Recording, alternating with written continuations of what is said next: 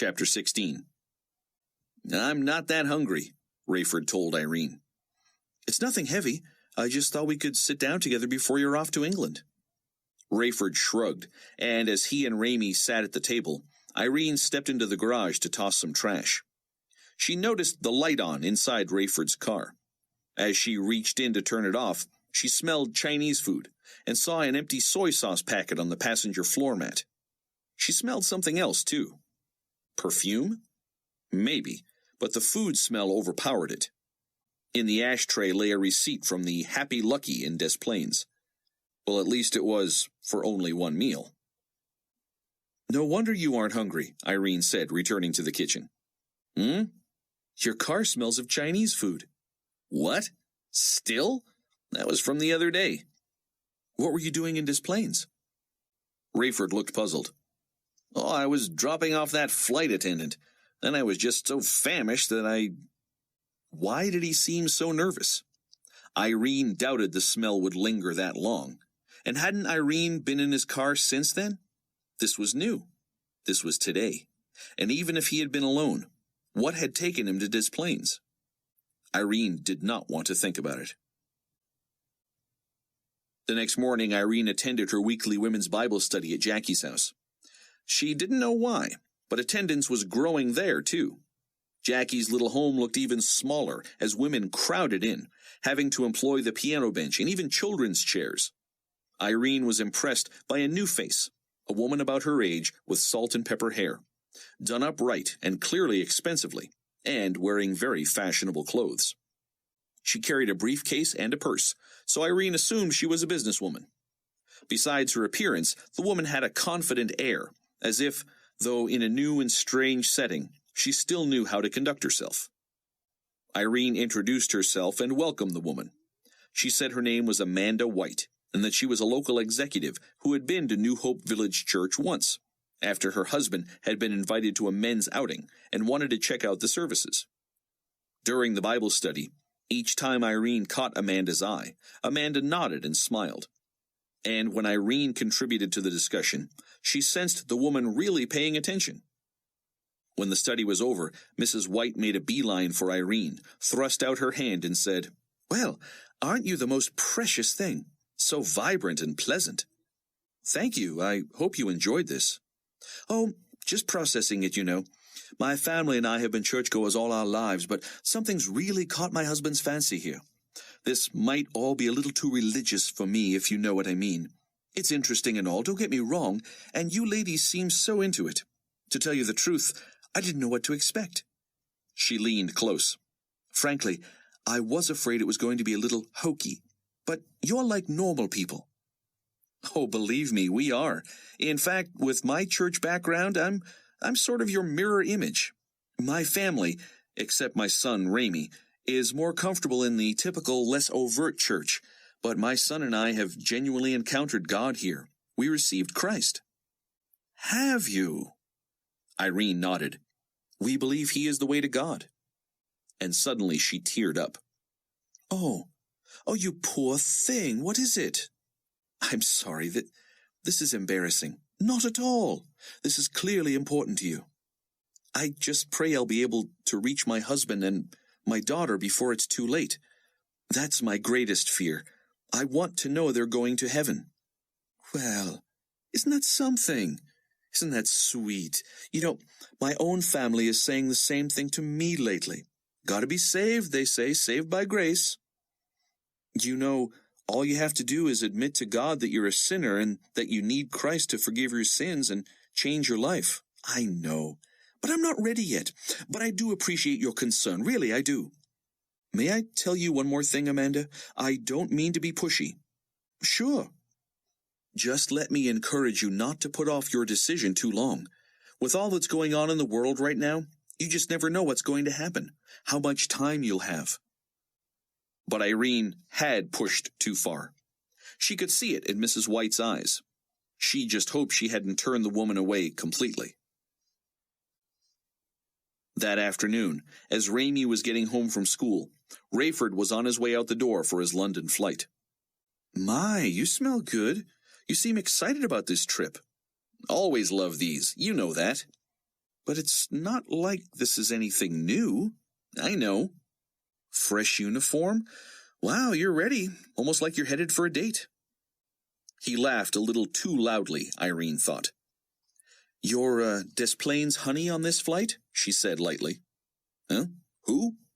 You know who. The young one. Miss Durham? I have no idea. You have no idea? Well, I haven't checked lately, that's all. So what if she is? Nothing. Just wondering. Hey, Raimi, take care of your mom for me till I get back, huh? Sure, Dad. Have a safe trip and wish me luck. Luck? For tonight. Tonight. The boy's shoulders drooped. My program, Dad. Oh yeah, almost forgot. I'll be thinking of you. Be a good leaf or whatever it is. Tree. Huh? I'm the whole tree, Dad. There are 4 of us. Well, see, that's even better. My son, the big tree. Break a leg or break a branch or whatever. And don't forget your promise, Dad. Sunday. Right, got it. See you in a few days. On the way to the airport, Hattie Durham seemed to have lost any trace of inhibition or restraint. As soon as Rayford had put her bag in the back seat and slid behind the wheel, she loosened her seatbelt and leaned against him. She barely moved, pressed against him for the entire drive. He was in heaven, and already debating whether he was going to take this relationship further once they were on foreign soil. Every few minutes he talked himself out of it, but he knew deep down that the distance from home alone would embolden him. His number 2 man in the cockpit would be Christopher Smith, a pleasant enough guy he'd flown with before. The closer they got to O'Hare, the more positive he was feeling about the night. Not to mention the weather, which was perfect.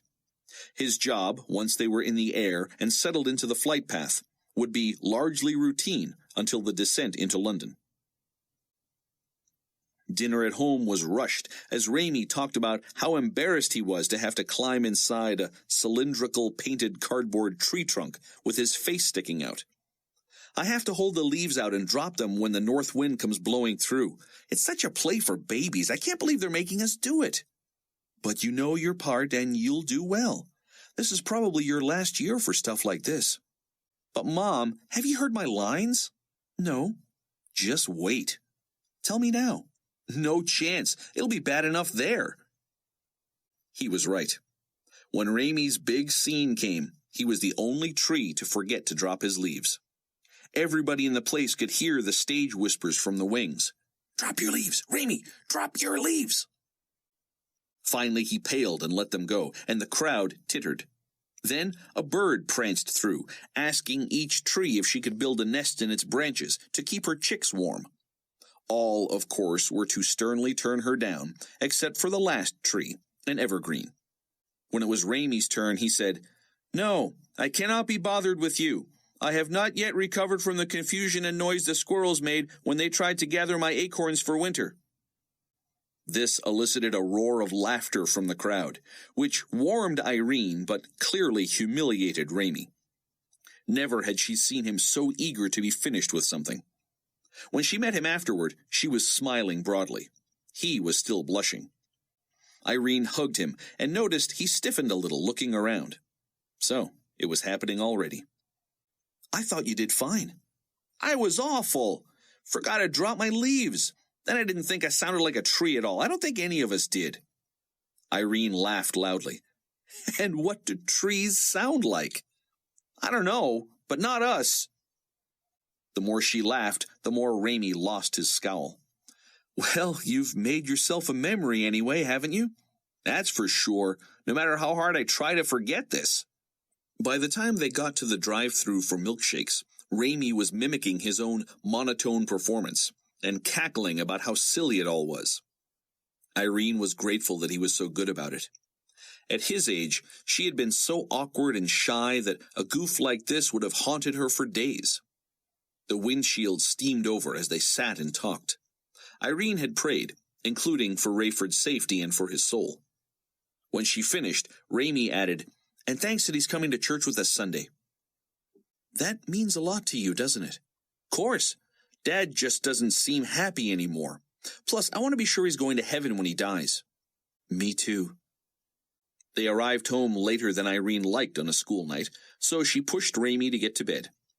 When she checked on him a few minutes later, he was under his covers. "You're not wearing socks, are you?" He sighed. "Yeah." "You know you've got to let your feet breathe." "Yeah, I know, but my feet are so cold. Just let me wear them for a little while and I'll kick them off later." "What if you fall asleep? I don't want to have to come in here and pull them off you in the middle of the night." "Mom, I'm not going to die if my feet don't breathe." "Just try to remember to take them off once you've warmed up." Irene prayed with Ramey again, and as she headed to the lonely master bedroom, she questioned why she was so obsessed over his wearing socks to bed. Feet didn't really breathe, and what was the harm? Had her parents not allowed her to do the same? Where had she gotten that old wives' tale? She could only hope that was the biggest issue she'd ever have with the boy. Fat chance. As Irene slid between the cool sheets, she wondered if she too should have socks on. She lay there on her back, silently running through her prayer list, but her mind kept coming back to Rayford. He had been her life for almost as long as she could remember, but things were clearly not the same.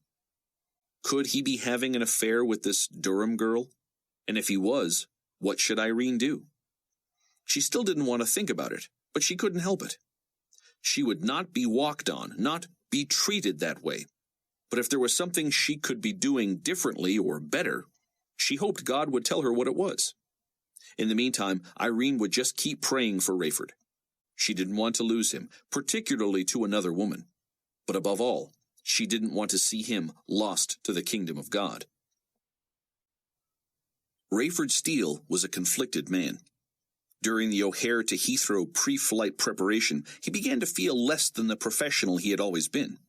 He was not perfect, he knew that.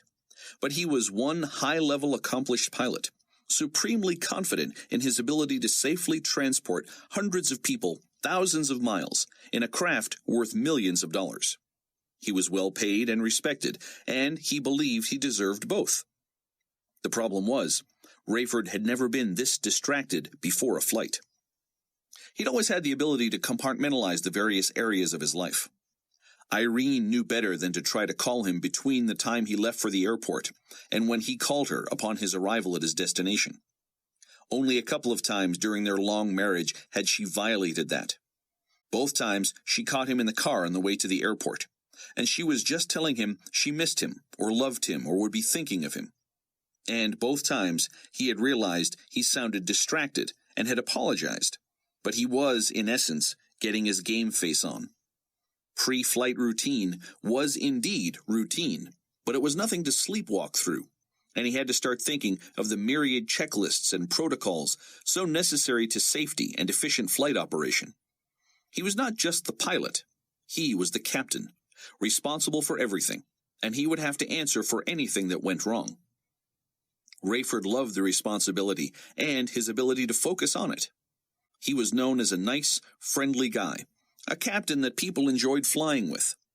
His first officer tonight would be Christopher Smith, an earthy, down-home kind of guy he enjoyed chatting with. Chris had a couple of young sons he liked to talk about, and he also seemed to get a kick out of reverting to his youthful colloquial language. Rayford and Chris Smith had flown a good bit together, and had even been through a dangerous incident together. But Rayford had to admit that they had never bonded to the point where Rayford even knew where that accent had come from. Not quite southern, but country. Could have been southern Indiana or even Oklahoma. Rayford knew Chris had the skills to become a captain, but perhaps not the demeanor or character. If any first officer of Rayford's ever violated protocol, like trying to sneak a nap during a flight, or exhibiting a bit of selfishness, it would be Chris. Not to the point that he required more than a reminder rather than an official reprimand, but enough that Rayford had to wonder about his future. And Chris was an ambitious guy. Rayford couldn't figure it. He would have thought a guy who had his sights set on the top job would do everything in his power to show everybody he was dead serious and committed to it. Hattie had informed Rayford that one of his favorite attendants would be on board. Antonio Salazar was a veteran and a passenger favorite. A family man, he was funny and entertaining and helpful. seemingly a ball of indefatigable energy with a great smile. He was just one of those types who appeared happiest when busy and helping people. Tony had actually turned down a promotion to senior flight attendant, citing his pleasure with his current role, as well as family responsibilities that made him want more control over his own schedule. Rayford's problem this evening, however, was the new senior flight attendant herself, the leggy woman who had ridden from Des Plaines to O'Hare with him. Their flirtation dance had accelerated, and something had to give. Either Rayford would have to nip it in the bud and tell Hattie it simply wasn't wise and wasn't going to work. The old, I really can't do this to my loyal wife and kids tack. Or he was going to have to quit pretending he didn't notice her every look, touch, and remark. The conflict, then, was not really over whether he was going to pursue this out-of-bounds relationship. Rather, it was tension between knowing full well that this was his intention, especially since they would have a couple of days in London with time and distance from his conscience, which he had apparently left at home, and his need to keep his professional mind on his business. While boarding and greeting the crew and getting himself situated, Rayford knew he should be in full pre-flight mode, eyes and mind on the task. But he was formulating his approach to Hattie. She seemed on high alert, excitedly talking about her new role as senior attendant, yet giving him other obvious signals that she knew they were headed toward the inevitable point of no return. Even while lugging his boxy flight attaché case, shedding his coat, greeting Antonio and the others, and finding Chris already in the cockpit, Rayford had to admit his mind was elsewhere. Salazar had been busy in the galley when Rayford moved through, and the smaller man flashed a smile and shook the captain's hand warmly.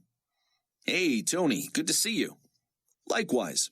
Diet Coke with a lime, or are you ready for some coffee?" "Oh, thanks, but I think Miss Durham's already on it." "We're excited about her, sir. She's going to be a good senior, and she credits you for being a great mentor." "Really?" Rayford tried to appear pleasantly surprised. Hattie was accomplished at hiding her feelings for Rayford from the rest of the crew. She always referred to him as the captain, or Captain Steele, or the pilot, never using his first name. And she didn't ogle him on board, as she did in the car, or from across the table at a restaurant. How she was able to lightly touch him as they passed each other, or when she delivered something to him in the cockpit, without anyone else being the wiser, Rayford would never know. Even now, when he finally settled in behind the controls and she brought him a Diet Coke, she shielded Christopher Smith's view with her body as she leaned to hand Rayford the drink. Meanwhile, with her left hand, she dragged a finger across his shoulder to the base of his neck. There was nothing but professionalism in their tones of voice, and thus seemingly no suspicion aroused on anyone else's part. When she left the cockpit, Smith chortled, "Ooh, boy, that's one gorgeous young thing, ain't she?" "Miss Durham? Well, she is attractive." "Attractive?" Smith said, adding a crude remark about his own fantasies concerning her.